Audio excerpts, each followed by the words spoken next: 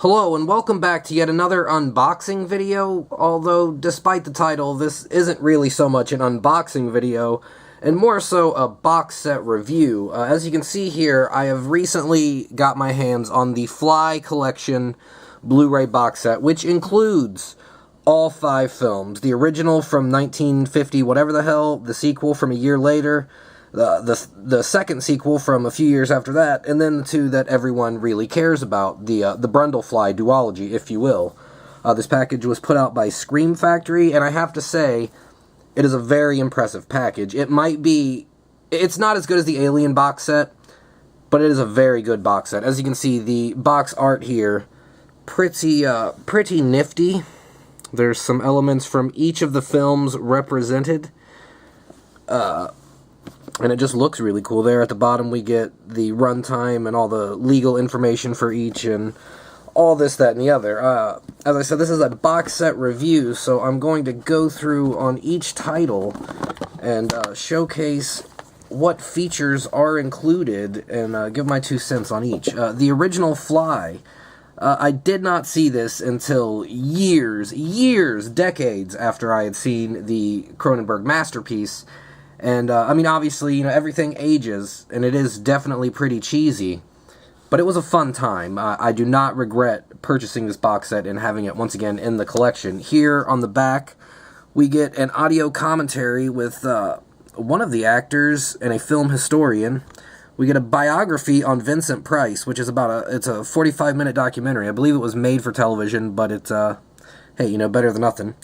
We get some sort of I'm assuming it's a making of or just a retrospective on the original, and then some nonsense trailers and shit from Fox.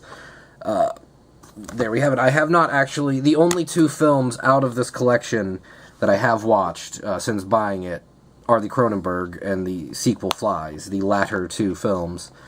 I have not yet watched this print of the original to say how it looks, but I'm assuming it will be on par with the 2 latter films and look pretty good. Here we can see the inside artwork, which is just a still image from the film, and that will conclude it for the original Fly. Moving on to Return of Fly, which I have seen, and I was not super blown away by it. It's no Fly 2, let's just say that. Also, on the special feature side, there's a lot less. We get a new audio commentary with an actor who, he was in the film. Go and look at that. We get an audio commentary with another actor and the film historian, and we get some trailers and some still galleries. Not the greatest special features listings I've ever seen, but for a film from 1959, I mean, you get what you get. There's not really much to work with. On all of the discs is just the cover image. This one drops a bit of the extras and just has that, which looks pretty cool. Here we get the inside case artwork, and there we have it for Return of Fly. Moving on to The Curse of the Fly, the one Fly film which I have never seen thus far. I will remedy that sometime in the coming weeks. Admittedly, it's not that high on the list of priorities. I have to sit through the first 2 Flies first. Not that there's really going to be too much continuity, but just to get them out of the way. There are basically no special features for this one. You get a TV spot and still galleries. 1965, again, probably not a lot to work with. I don't know if much of the cast or crew are still alive or really want to reference the film in later interviews or commentaries, but yeah, not too much to work with. Here we go. The inside image is probably the weakest out of all of them. But, hey, what are you going to do, Really, admittedly, I purchased this package for Fly 2. It was the first time that this film was released on Blu-ray within the United States. You had to buy this box set to get it. And that alone, I'm buying the box set. But moving along to Cronenberg's Fly. This disc is absolutely packed with features. It says much more, and they're not actually lying. There are new interviews with Mel Brooks, which that alone completely justifies the purchase. If you are a Mel Brooks fan, if you're a fan of The Fly at all, you need to get it. It's about 13 and a half, maybe 14 minutes with Mel, and he's Mel. He's 90 fucking years old, and he's still the funniest guy in the room. We get a new audio commentary with some author. We get all the vintage features from the previous releases of both films are carried over, so you don't have to worry at all about losing any features if you're planning on upgrading your previous DVD or Blu-ray release. There's also everything else basically is the previous special features. But it's awesome that they carried them over. I hate when you get an upgraded package and it loses features.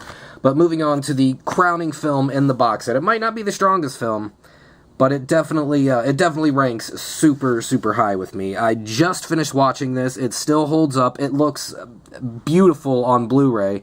There is one or two instances of the Blu-ray clarity spoiling a couple special effects. You can see some wire work, but it does nothing to dissuade me from the brilliance of the movie. Looking at the special features, again, it carried over every previous feature that was released on that 2-disc DVD is on here, including some new stuff. Interviews with writer Mick Garris and Ken Wheat. The Ken Wheat interview is pretty long. It's about 25 minutes, if I remember correctly. There's a composer interview, special effects artist, and producer Stuart Cornfeld, who I learned from watching his interview was not a big fan of Fly 2. There were some behind-the-scenes drama with a studio executive and failed scripts and this, that, and the other. Also, there's an interview with the director, Chris Walas, and it's about 80 minutes long, and it was, for some reason, not included on the 2-disc DVD. I don't know why. Fox just decided it wasn't worth it, but they did slam it on here.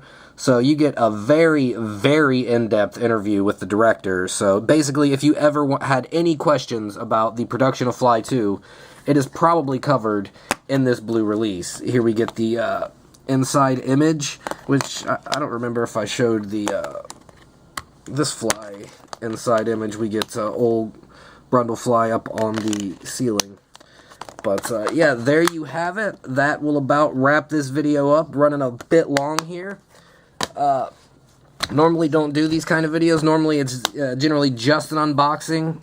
I haven't actually reviewed too many box sets, but I did feel the need to come in and throw my 2 cents on it because, I mean, even if you're not a fan of these first 3 films, the 2 right here, man, it's worth it just for the features that are included. There are probably easily over 4 hours of special features.